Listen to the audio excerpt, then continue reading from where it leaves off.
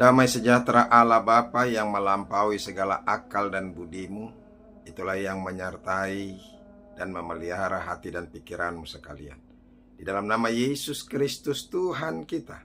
Amin.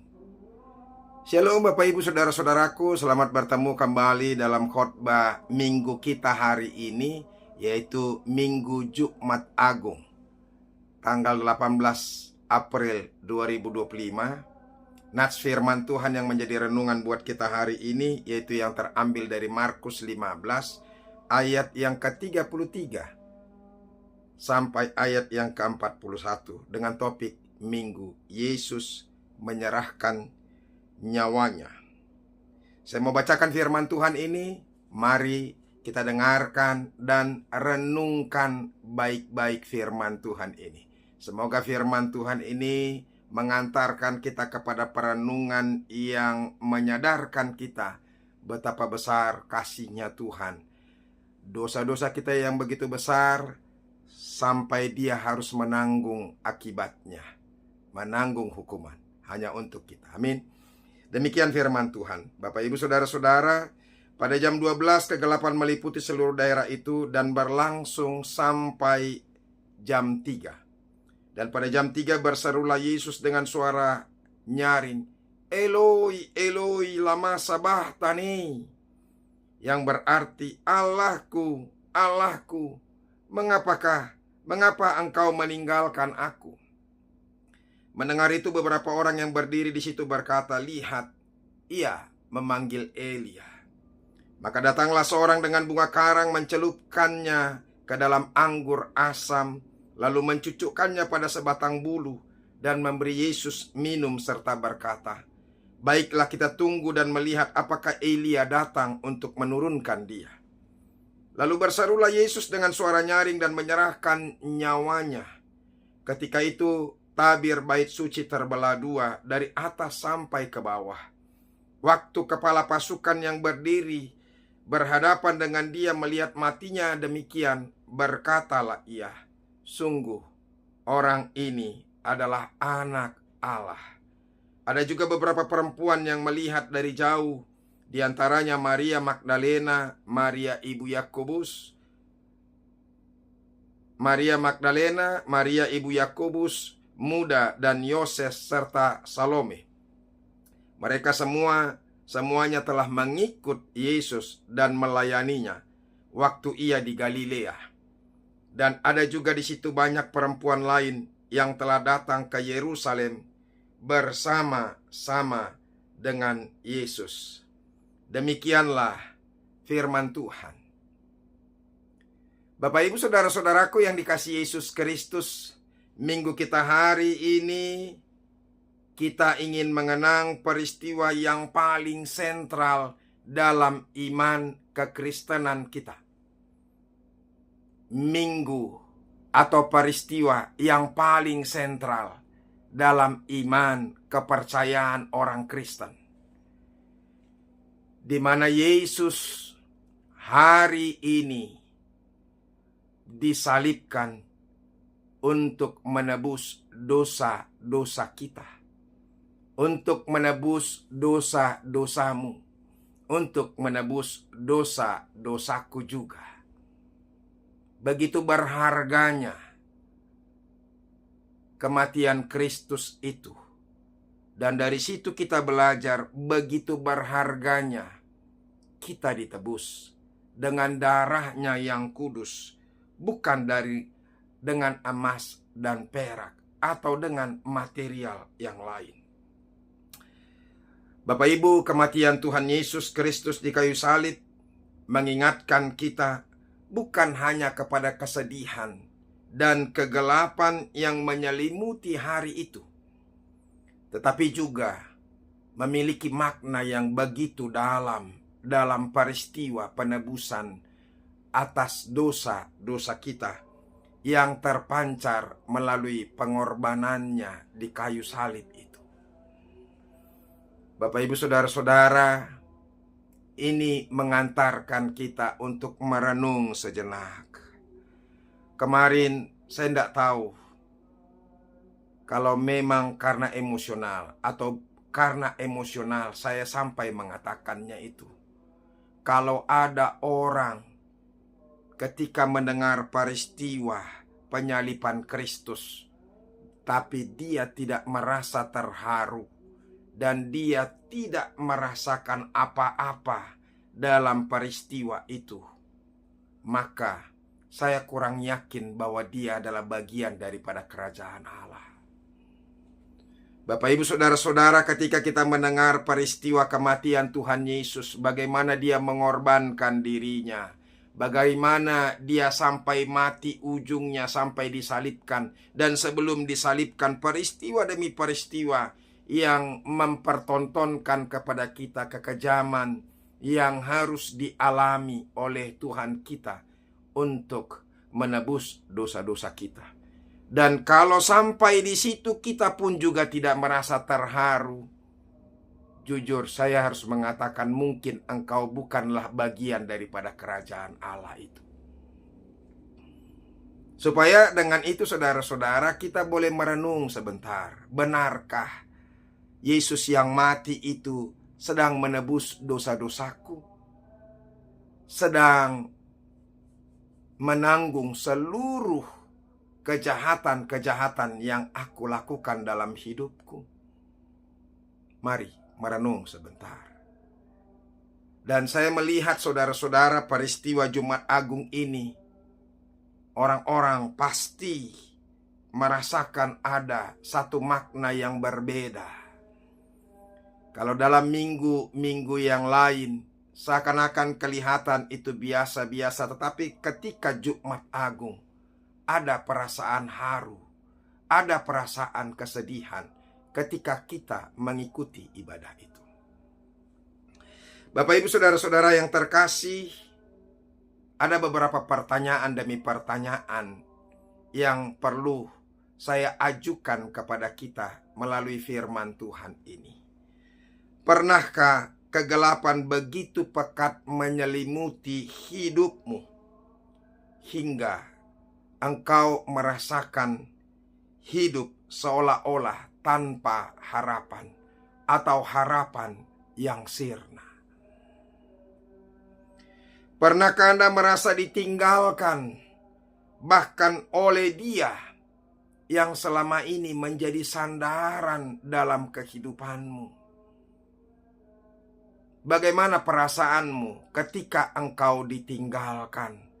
Ketika orang menjauh dan ketika kita merasa diri kita terasing sendiri. Di tengah-tengah kepedihan yang mendalam, pernahkah Anda menyaksikan sebuah pengorbanan yang justru memancarkan terang iman yang tak terduga dari kita? Dan yang terakhir, dan di saat-saat tersulit, siapakah yang tetap setia berdiri di sisi Anda, menjadi saksi bisu kekuatan kasih yang tak lekang oleh waktu? Bapak, Ibu, Saudara-saudara, jawaban-jawaban dari pertanyaan-pertanyaan tadi, itulah yang menjadi renungan melalui firman Tuhan bagi kita hari ini. Untuk mengantarkan kita saudara-saudara merenungkan makna penyaliban Kristus yang begitu luar biasa. Satu peristiwa yang membuat bukan saja haru biru, tapi perasaan yang mendalam bahwa begitu luar biasanya pengorbanan Kristus kepada kita. Bapak, Ibu, Saudara-saudara, apa yang mau dijawab oleh pertanyaan-pertanyaan tadi dan apa yang menjadi renungan bagi kita? Yang pertama, dari peristiwa itu ditunjukkan kepada kita kegelapan yang meliputi dunia ini. Nah, yang menjadi pertanyaan kepada kita, apa maknanya? Kenapa dinyatakan di situ kegelapan yang luar biasa meliputi dunia ini? Saudara-saudara, kegelapan 3 jam bukan hanya fenomena alam saja. Ini juga adalah simbol daripada murka Tuhan akan dosa-dosa manusia itu. Begitu kelamnya dosa, begitu gelapnya, begitu mengerikannya dosa-dosa itu, sehingga pandangan kita begitu gelap. Bapak, Ibu, saudara-saudara, dosa itu memisahkan hidup kita dari Tuhan. Dan kalau kita sadar, saudara-saudara, keterpisahan kita dengan Tuhan membawa kegelapan kehidupan. Jangan sampai kita terpisah daripada Tuhan. Makanya jangan sampai kita terus-menerus tinggal dalam dosa kita. Mari bangkit. Mari keluar, saudara-saudara, dari kebiasaan-kebiasaan buruk kita. Mari rasakan, saudara-saudara, ketika kita melakukan dosa, ketika kita hidup di dalam dosa itu, bagaimana perasaan kita? Apakah ada perasaan yang merasa bahwa kita terasa asing? Ada perasaan bahwa kita merasa tidak tenang, tidak nyaman, tidak merasa kedamaian? Saudara-saudara, dosa itu juga menggambarkan kesendirian bagi kehidupan manusia. Sama seperti Yesus yang ketika menanggung dosa kita, dia merasa sendiri. Semua orang meninggalkan dia, bahkan Bapaknya sendiri. Ini perasaan kemanusiaan Tuhan Yesus, bukan perasaan ketuhanannya. Sebagai manusia, karena dia harus menanggung dosa itu, dia merasakan terasing, terpisah, dan merasa bahwa dia tidak layak. Inilah kemanusiaan Tuhan Yesus. Dan tidak semua orang bisa menerima ini. Hanya orang-orang yang bisa merasakan bahwa Yesus adalah juru selamat. Hanya itu yang bisa mengakui bahwa apa? Keterpisahan antara atau penanggungan Yesus atas dosa-dosa manusia membawa keterpisahan yang begitu berat kepada Tuhan. Ada pertanyaan logika dari orang atau pengetahuan dari orang. Masa kan Tuhan memanggil Tuhan? Ya nanti itu juga merasa dia terpisah, berarti dia bukan Tuhan. Orang yang seperti ini, orang yang belum bisa merasakan bahwa Tuhan Yesus Kristus kita adalah Tuhan yang menebus dan menjadi manusia. Yang tidak mengakui Yesus menjadi manusia tidak akan mungkin bisa menerima ini. Makanya hati-hati, saudara-saudara. Bukan untuk setiap orang boleh dia melihat dan menerima peristiwa akan penyaliban Tuhan Yesus. Dan berbahagialah kita, saudara-saudara, setiap kita yang bisa merasakan dan melihat begitu luar biasanya Yesus sebagai anak tunggal Tuhan, Bapa itu sendiri. Yang bukan dalam arti diperanakkan secara manusia, bukan itu. Diperanakkan secara biologis, bukan itu. Tapi anak tunggal Bapa yang diserahi tugas untuk mengampuni, untuk menanggung dosa-dosa manusia. Apa yang mau ditekankan saudara-saudara dari situ? Beratnya beban dosa, kengerian akibat dosa, kesunyian dan keterpisahan Yesus demi kita. Itulah yang dialami oleh Tuhan kita. Jadi peristiwa demi peristiwa itu membawa pergumulan yang begitu berat. Bahkan di sini dikatakan kengerian akibat dosa itu, yaitu kesunyian, keterpisahan Yesus kepada Bapaknya sendiri. Bapak, Ibu, saudara-saudara, apa yang menjadi aplikasi buat kita tentang hal itu? Kita harus menyadari betapa seriusnya dosa. Betapa seriusnya dosa. Jangan bermain-main dengan dosa. Apalagi saudara-saudara, kitab Ibrani mengatakan bila kita jatuh ke dalam dosa kembali, maka tidak ada lagi penghapusan dosa. Jangan sampai ada orang yang meninggalkan Kristus mengkhianat.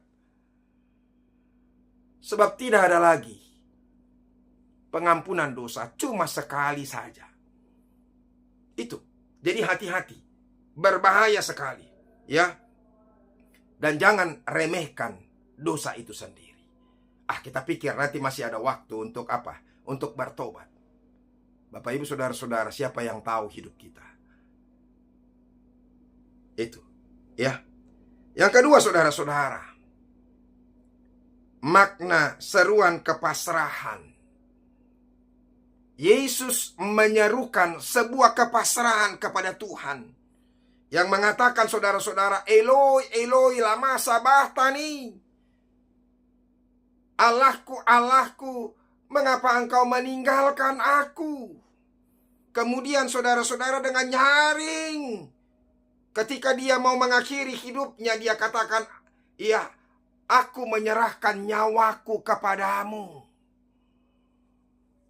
Itu satu peristiwa, saudara-saudara. Seruan kepasrahan Tuhan untuk melakukan, menuntaskan, accomplish pekerjaan yang Tuhan sudah sampaikan kepada kita. Melakukan, melaksanakan, menaati. Saudara-saudara, kalimat ini adalah seruan kepedihan yang mendalam dari Yesus Kristus di kayu salib. Kalau bahasa tadi dikatakan bahasa Aramnya, Eloi, Eloi, lama sabachthani. Seruan ini bukan hanya ungkapan rasa sakit fisik yang luar biasa. Bukan itu yang mau dia tunjukkan kepada Bapaknya. Tetapi terutama rasa keterpisahan spiritualnya dari Bapaknya. Itulah yang mau dia sampaikan. Seperti yang saya katakan tadi di pertama. Sebab karena dosa itu, orang-orang terpisah kepada Bapa. Dosa yang memisahkan kita kepada Tuhan, itulah gelapnya tadi. Dosa itu. Sehingga membuat kita terpisah. Dan ketika Yesus menanggung dosa kita, maka dia juga harus terpisah dari Bapaknya. Saudara-saudara, ini juga yang tidak dimengerti oleh banyak orang. Kenapa dia harus mengatakan, Eloi, Eloi, lama sabachthani. Allahku, Allahku, mengapa engkau meninggalkan aku? Kalau benar memang dia adalah Tuhan, kenapa Tuhan meninggalkan Tuhan? Orang-orang tidak mengerti, saudara-saudara. Orang yang tidak mengerti dan mengimani Tuhan Yesus yang menjadi manusia, yang menebus dosa-dosa kita, tidak mengerti bahwa ketika dia menanggung dosa manusia itu, maka dia harus terpisah dari Bapaknya. Itulah konsekuensi dosa.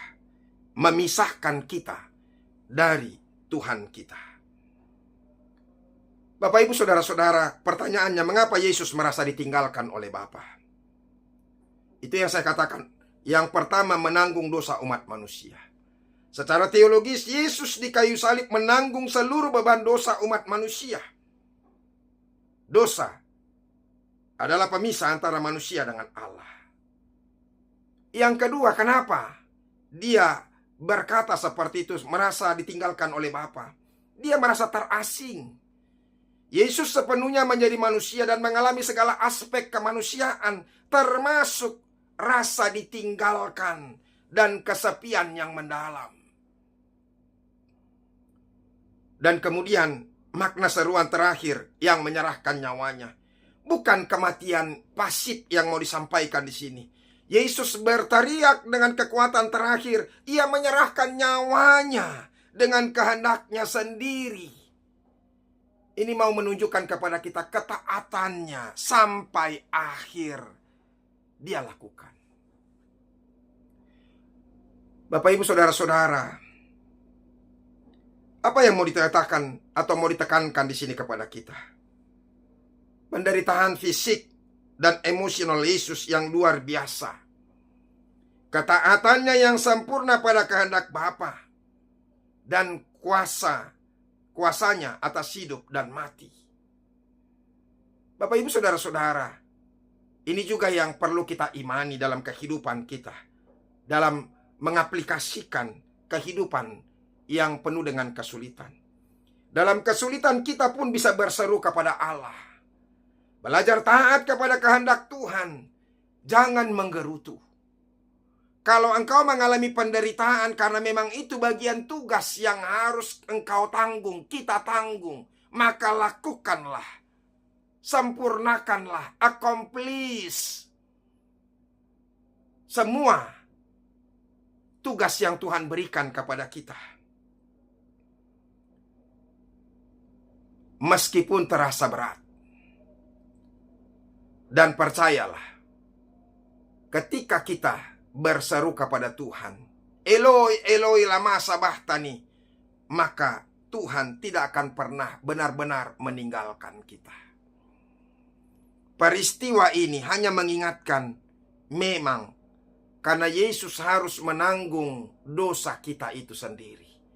Dosa-dosa kita ditumpahkan kepada Yesus. Yesuslah yang menggantikan hukuman untuk menyelamatkan kita manusia. Sehingga dia harus terpisah. Dia menderita karena keterpisahan itu kepada Bapa. Yang ketiga, saudara-saudara, apa yang mau disampaikan oleh firman Tuhan ini bagi kita? Penyerahan yang membawa kepada pengakuan iman.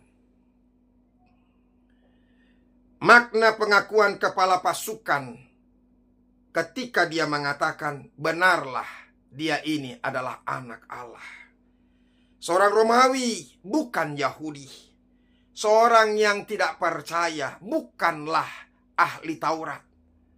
Seorang yang tidak pernah mengenal Tuhan, bukanlah orang yang sering bergaul dengan Tuhan.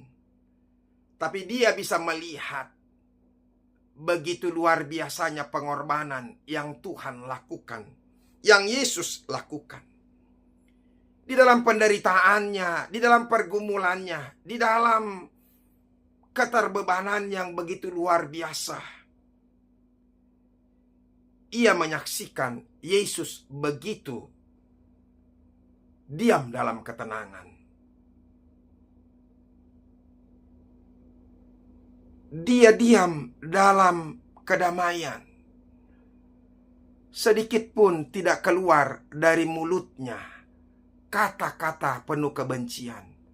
Kata-kata sumpah, kata-kata serapah, kata-kata makian. Saudara-saudara, kalau Tuhan memberikan penderitaan yang harus kita tanggung, mari kita berada dalam ketenangan. Mari tentramkan hatimu, tentramkan jiwamu, damaikan hatimu. Memang ketika kita mengalami ketidakadilan, perlakuan yang tidak benar, makian, bulian, bahkan penyiksaan, maka tubuh kita ini langsung bereaksi dengan hal-hal yang negatif. Penuh dengan kemarahan, penuh dengan kebencian, umpatan, makian. Tapi ini menjadi teladan buat kita.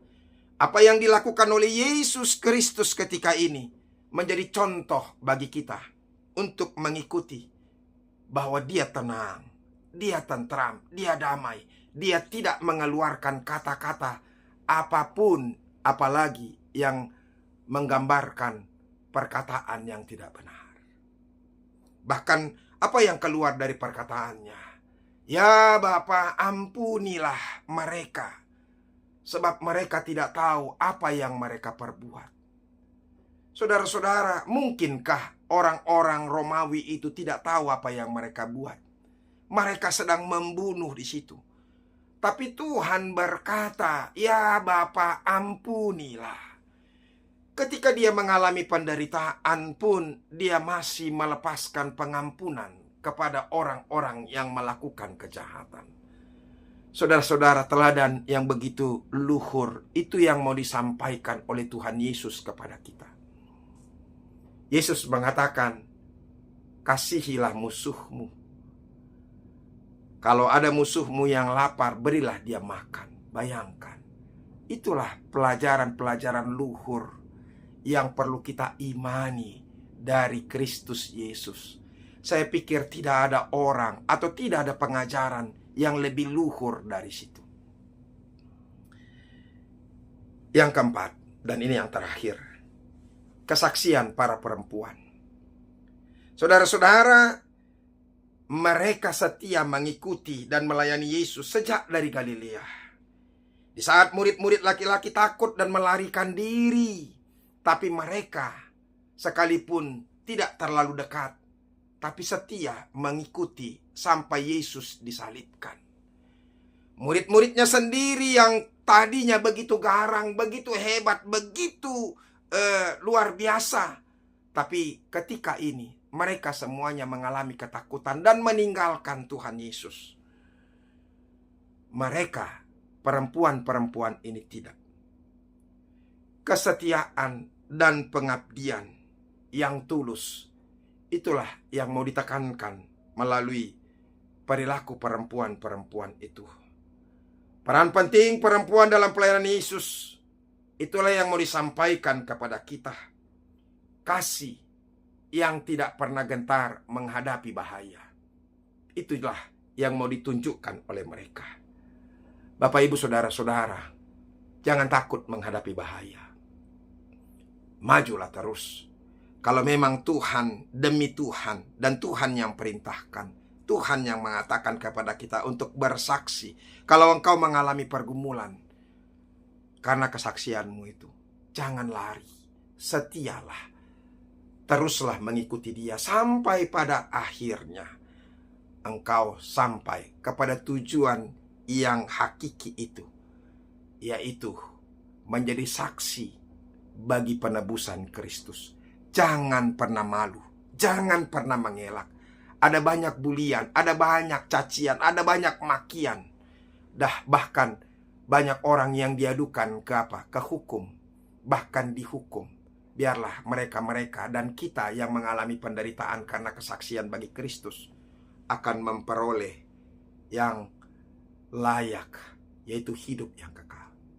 Semoga kematian Tuhan Yesus pada kali ini dan peringatan kematian Tuhan Yesus ini mengantarkan kita, saudara-saudara, kepada pemahaman yang lebih baik dan mau meninggalkan dosa-dosa kita menjadi manusia yang baru.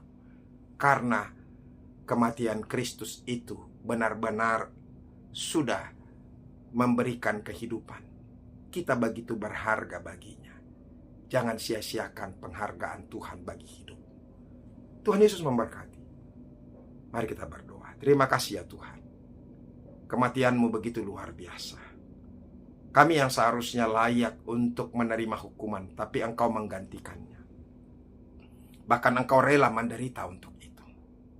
Ajar kami ya Tuhan untuk menjadi manusia yang baru. Dan bukan tinggal di dalam dosa. Karena itu sangat mengerikan, memisahkan kami dari Tuhan. Hidup yang terpisah dari Tuhan itu adalah sangat mengerikan sekali. Berkati hidup kami. Jadikanlah kami menjadi saksi. Terima kasih Yesus. Amin. Bapak, Ibu, saudara-saudara, sampai ketemu untuk minggu yang akan datang, Minggu Paskah terlebih. Tuhan Yesus memberkati kita. Salam.